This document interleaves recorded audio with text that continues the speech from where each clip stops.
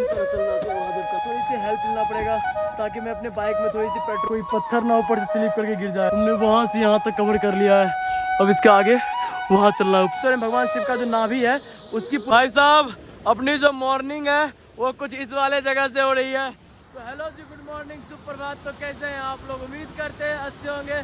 आपका भाई भी मस्त है, अच्छा खासा है। तो भाई साहब अभी हमें जहाँ से हमने मध्य महेश्वर मार्ग पे हूँ, जहाँ से हमने मध्य महेश्वर यात्रा शुरू की थी। और भाई साहब मैं ना ऊपर गया था ना, मेरा पावर बैंक वगैरह सारा कुछ डेड हो गया था।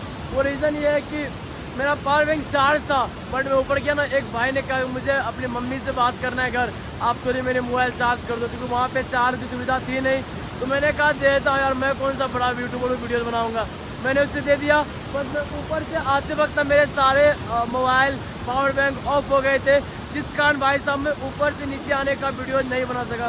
बट कोई नहीं, अभी हमारी अच्छी खासी मॉर्निंग हो चुकी है।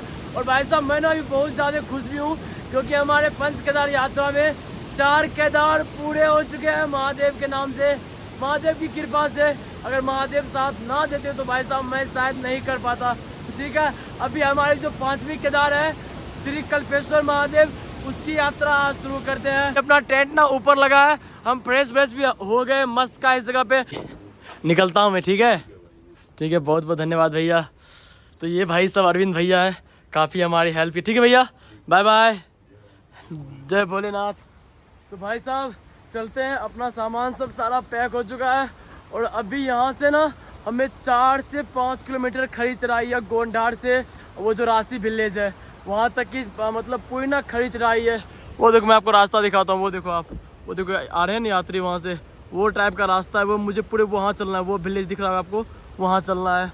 तो कोई नहीं, थोड़ी सी परेशानी होगी, बट वहाँ अगर हम रास्ती विलेज पहुँचते हैं तो वहाँ पे हमारा बाइक भी खड़ी है, और वहाँ पे हमारा सामान सब भी रखा हुआ है, एक्स्ट्रा सामान जो मैंने छोड़ के आया था, तो वो सामान सब ले लेंगे, बाइक भी मिल जाएगी। और बाइक में मुझे ना पेट्रोल भी देना है, आज मेरी बाइक में ना पेट्रोल ख़त्म ही हो चुका है, ऐसा मान लो आप। बट कोई नहीं, सारा कुछ हो जाएगा।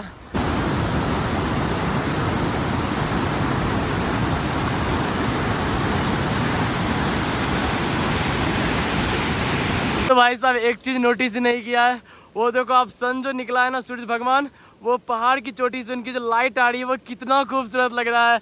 और मैं ना आपको एक चीज़ बताता हूँ, ये जो आप लोकेशन देख रहे हो ना, वो जो आप नदी देख रहे हो वो सरस्वती नदी है, और ये वाली शायद मंडक नदी है, ऐसा कुछ भैया बताया था, अरविंद भैया, मैं भूल चुका हूँ। और यहाँ दोनों का संगम स्थल है, और यहाँ से जो ये निकलती है, इस नदी को, गंगा को मध्य महेश्वर गंगा बोलते हैं, जो यहाँ से देखो आप निकलती है सिंगल लाइन से, और ये काफ़ी दूर तक जाती है।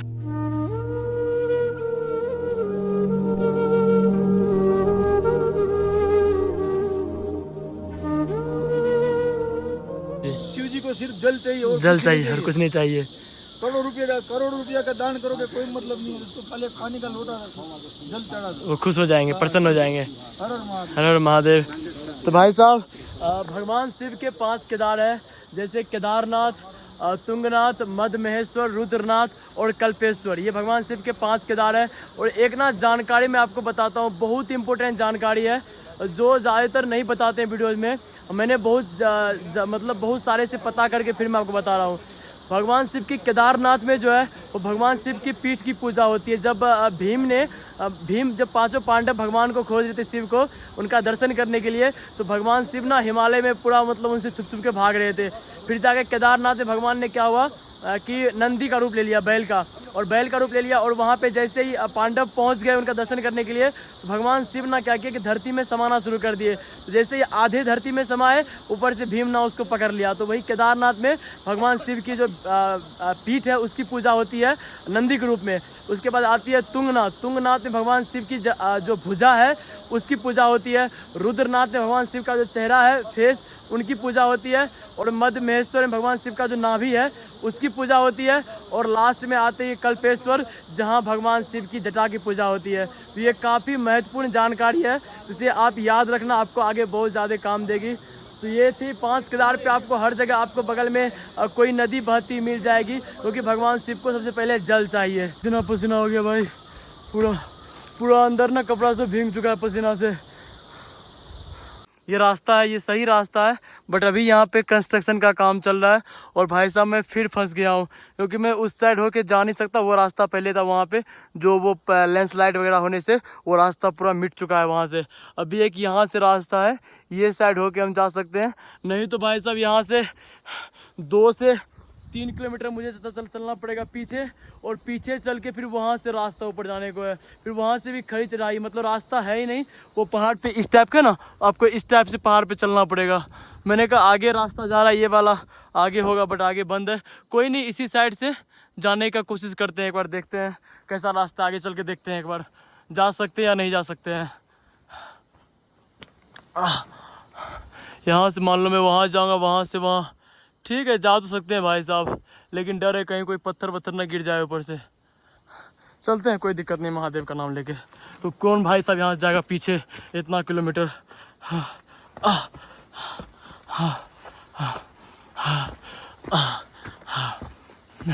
देख लो ये लैंडस्लाइड हुआ है, ये इसलिए का रास्ता पूरा ख़राब है यहाँ का। अभी भाई साहब मध्यमेश्वर अभी यात्रा करने कुछ दिन आप मत ही आना, अभी बहुत ख़राब रास्ता है भाई साहब।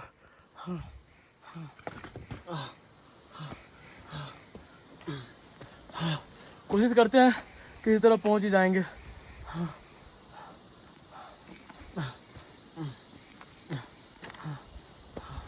बस कोई पत्थर ना ऊपर से स्लिप करके गिर जाए, ये डर लग रहा है मन में बस, क्योंकि भाई साहब यहाँ की छोटी छोटी पत्थर भी ना बहुत ज़्यादा भारी होती है।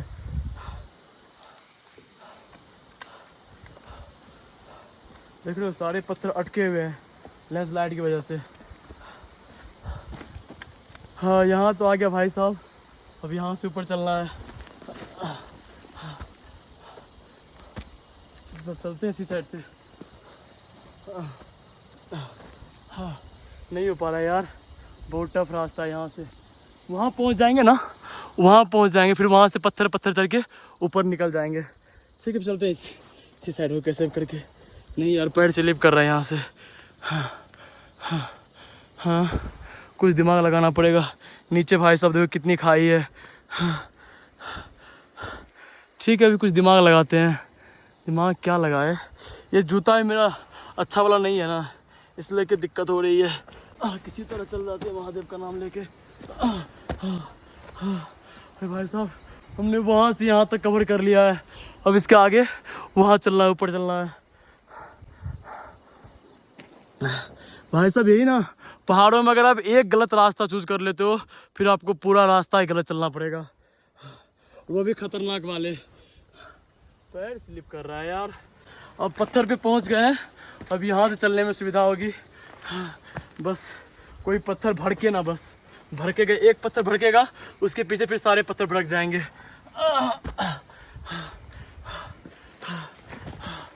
मैं साइड हो जाता हूँ क्योंकि बीच से चलूँगा फिर दिक्कत है। अभी यहाँ से ऊपर जाना है।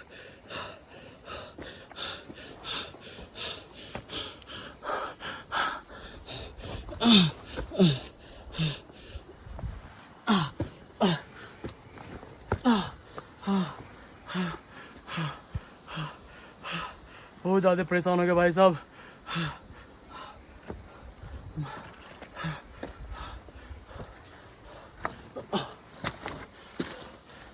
भाई साहब हमने फाइनली बहुत ज़्यादा रास्ता कवर कर लिया है। अब यहाँ से थोड़ी सी बची है। थैंक यू भैया। तो भाई साहब फाइनली हम मोस्ट डेंजरस रास्ता क्रॉस कर चुके हैं और थोड़ी सी ये वाली भैया की हेल्प मिली है। धन्यवाद भैया। आप यही काम करते हो? ये भैया कब तक रास्ता बन जाएगा ये? 1-1.5 महीने में गोंडा रोड तक। अभी कंस्ट्रक्शन काम चल रहा नहीं? यहाँ पे लैंडस्लाइड वगैरह हुई थी क्या? ब्लास्ट होती है। बट ये भी रास्ता तो खड़ी चढ़ाई थी ना आगे। हाँ चलो भाई साहब कोई नहीं, महादेव कृपा सही सलामत हम पहुँच चुके हैं। सब महादेव कृपा है भैया। यहाँ तक मैं आया भी हूँ तो उन्हीं का बुलावा आया था, वो हाजिरी लगा देते हैं तो फिर आना पड़ता है। देखो भाई साहब अभी यहाँ पे काम चल रहा है कंस्ट्रक्शन वाला। मेरा पूरा अंदर से मेरा पूरा माथा ना भीग चुका है पसीना से, इतनी खड़ी चढ़ाई मैं करके आया भाई साहब। काफ़ी मुश्किल रास्ते थे, बट फिर भी कोशिश करने वालों की हार नहीं होती। थोड़ी मुश्किलें आती है, पसीना आता है, लेकिन एक किसी ने क्या खूब कहा है कि जो पानी से नहाते हैं वो सिर्फ लिबास बदलते हैं, जो पसीने से नहाते हैं वो इतिहास बदलते हैं। इसलिए कि भाई साहब पहुंच चुके हैं उस वाले जगह पे जहां से हम अपनी यात्रा शुरू की थी। हर हर महादेव भैया, चले आए। हर हर महादेव माँ जी। ठीक है, पहले ना मेरी जो बाइक यहाँ लगी है वो देखते हैं, क्योंकि इस वाले जगह पे ना पहाड़ से पत्थर गिरते रहते हैं, तो वो बाइक पे कोई नुकसान तो नहीं पहुँचा है, बट कोई भैया ने बैग रखा है। कोई नहीं कोई नहीं कोई नहीं, वहीं वो पत्थर चेक कर दो, पत्थर गिरते रहते नहीं ऊपर से ना। हाँ ठीक है, एक घास फूस थोड़ा सा गिरा है बस, बाकी अपनी गाड़ी वेल कंडीशन में है। ठीक है, अभी चलते हैं, अपनी सामान लेते हैं और पैक करते हैं। मेरा हाथ सब भी देखो अब किस तरह से गंदा हो चुका है, वो पत्थर पे चढ़ चढ़ के। ना एक पराठा खिलाओ, आप बहुत पराठा अच्छे खिलाते हो, टेस्टी, तो आप एक पराठा खिलाओ। क्या? हाँ मैंने जाते वक्त खाया था ना, अभी एक बना देना। ठीक है, अपनी एक पराठा खाते हैं, अपना हाथ वगैरह सारा कुछ धोते हैं, यहीं पे बहुत ज़्यादा गंदा हो रखा है। जैकेट की हालत देख सकते हो आप, पूरा ना अंदर से भीग चुका है, और मैं जो अभी पहना हूँ ना ये टी शर्ट, ये भी भाई साहब अंदर से पूरा भीग चुका है। तो आप समझ सकते हो आपके छोटे भाई ने किस टाइप की भी ट्रैकिंग की है। हाँ, गलत रास्ता ही आ गए भाई साहब, सही रास्ता भी आते तो उसमें भी इतनी परेशानी थी, बट यही कि उस वाले रास्ते पे आपको पत्थर नहीं मिलते, लेकिन वो भी सीधे खड़ी चढ़ाई है बहुत ज़्यादा। तो मैंने कहा आगे चल के चलेंगे, बट आगे तो और ख़राब रास्ता ही मिल गया। ठीक है, यहाँ अपनी थोड़ी सी ब्रेकफास्ट करते हैं, पराठा खाते हैं, क्योंकि वो वाली आंटी ना गजब पराठा बनाती है। पराठा खाएंगे और फिर यहाँ से आए कि हमारी कल्पेश्वर की यात्रा यहाँ से शुरू होगी। वाह, इस हसीन वादियों को देखो भाई साहब। भाई मुझसे एक गलती हो गई थी कि ये जो वायर था ना पीछे ब्लैक कलर का, मैं ना उसी पत्थर पे आसपास रखा था शायद, जहाँ तक मुझे याद है, और वो हमारी कोई भाई साहब उठा के लेके चले गए। बट इस अंकल ने भी ये वाली रस्सी दी है, इससे हमने अच्छी तरह बांध दिया, कोई दिक्कत नहीं है। यहाँ से कल्पेश्वर 134 किलोमीटर के आसपास है, किसी तरह हम पहुँच ही जाएंगे, और रास्ते में नहीं होगा तो एक और ख़रीद भी लेंगे। ठीक है अंकल जी, बहुत बहुत धन्यवाद, बहुत बहुत धन्यवाद। आप जरूर पधारिए। ठीक है, जरूर आएंगे, बुलावा आएगा तो जरूर आएंगे। ठीक है अंकल, ठीक है, हर हर महादेव। ठीक है, अपना सामान कुछ इस तरह से बांध लिया है, बैग में मैंने सारे सामान भी पैक कर दिया है, और इस पे अच्छे से बांध दिया। ये नहीं गिरेगा, मुझे थोड़ी डाउट लग रही है, क्योंकि रस्सी पतली वाली है, टूट भी सकती है, बट कोई नहीं, ध्यान रखेंगे हम। ठीक है, अभी जैकेट पहनते हैं, निकलते हैं यहाँ से।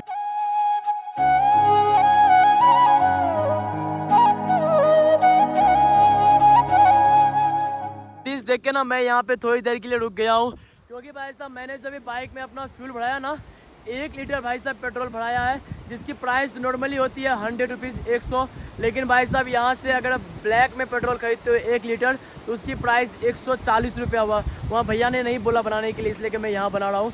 140 रुपया हम भाई साहब 1 लीटर हमने पेट्रोल अपने बाइक पे दिया है, जो यहाँ से 25 से 30 किलोमीटर में मेरी बाइक है मस्त की यहाँ से जा सकती है।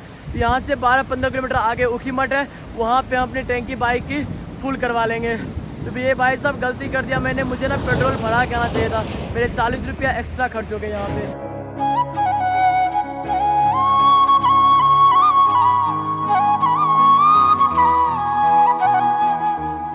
मुझे लगा भाई साहब बोल रहे थे ना ऊखीमठ में पेट्रोल पंप है, बट ऊखीमठ में पेट्रोल पंप नहीं है।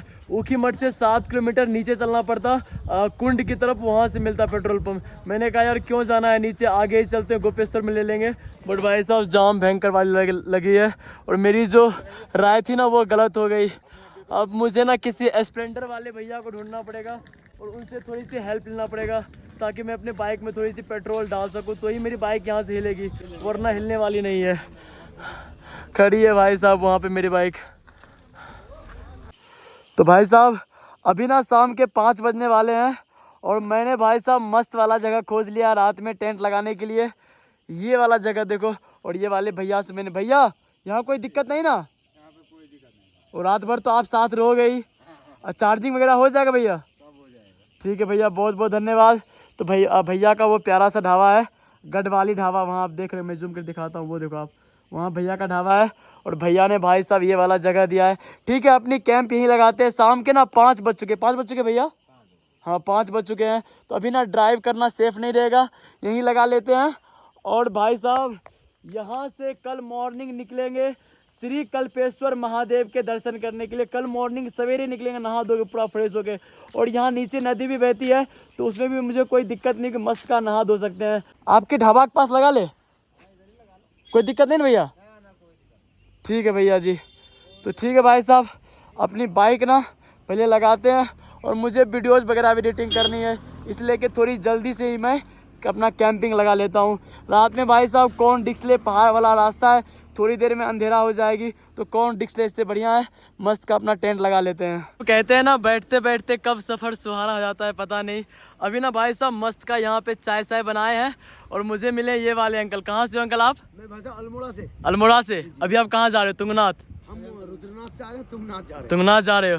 तो ठीक है अंकल जी तुंगनाथ जा रहे हैं। यही अंकल जी जा रहे थे, और आज ना रात अंकल जी भी आप यहीं स्टे करोगे? आप यहीं स्टे कर रहे हैं। मेरे साथ स्टे करोगे? ठीक है अंकल जी भी आज उसी वाले रूम में स्टे करेंगे। और भाई साहब ठीक है अंकल जी, हर हर महादेव। अब यहाँ से दिखता है व्यू पॉइंट, वो ना आप सामने देखो, यहाँ से व्यू पॉइंट दिखता है। वो जो आप देख रहे हो ना, मैं आपको जूम करके दिखाता हूँ। वो देखो आप, वो गुप्तेश्वर है, गुप्तेश्वर ही बोलते हैं, मैं अच्छे से नहीं बोल पा रहा हूँ, गुप्तेश्वर है। और शाम के टाइम भाई साहब यहाँ से देखो नज़ारा, भाई साहब कितना खूबसूरत लगता है। और मैं ना एक चीज़ अब भी नोटिस किया है, ये देखो भाई साहब, यहाँ पे ना जो शराब ड्रिंक करते हैं, ड्रिंक करना अच्छी बात है, आप अपनी लाइफ है, आपको जो करना है कर सकते हो। तो ड्रिंक करके ना आप जो यहाँ पे बोतल फोड़ते हो भाई साहब, ये गलत है, ये किसी के पैर में चुभ सकता है। ये देखो भाई साहब यहाँ पे कितने सारे बोतल्स हैं, ये देखो। और अब भी ना, अब मुझे कोई कमेंट करेंगे कि ये ना तू पी के रखा है, मुझे पहले वैसे कमेंट आ चुके हैं। तो भाई साहब मैं ड्रिंक नहीं करता हूँ, मैं ओपनली खुल के बता रहा हूँ, ठीक है। तो आज और मुझे ना कल आपको इसी ब्लॉग में, मतलब ये नहीं अगले वाले ब्लॉग में, कल आपको श्री कल्पेश्वर महादेव के दर्शन कराएंगे। और उसके बाद हमारी जो है वो हेमकुंड यात्रा में सारी चीज़ आपको बताता हूँ। हेमकुंड यात्रा में निकलने वाला हूँ, तो ठीक है। और कल मुझे एक और काम करना है, मैंने जो पावर बैंक खरीदा था गोपेश्वर से, वो भाई साहब मुझे ना नकली वाले पावर बैंक दे दिए हैं। तो वो मुझे ना 2-3 बार ही फ़ोन चार्ज होता है, जबकि 20,000 mAh से कम 5 से 6 बार कोई भी एंड्रॉयड या आईफोन चार्ज होगा। तो मुझे कल जाकर उनके पावर बैंक ना उनकी दुकान पे जाके फेंकना है कल, ठीक है। तो आज का ब्लॉग इतना ही रखते हैं। इस हसीन वादियों से हमारी ब्लॉग की खात्मा होती है। फिर मिलते हैं आपसे नेक्स्ट ब्लॉग में। मैंने चाय बनाया खुद से, मैं इसे टेस्ट करके बताता हूँ पहले। हाँ, मज़ा आ गया। ठीक है, आज का ब्लॉग इतना रखते हैं, फिर मिलते हैं आपसे नेक्स्ट ब्लॉग में नेक्स्ट एनर्जी के साथ। तब तक के लिए बाय बाय, गुड नाइट।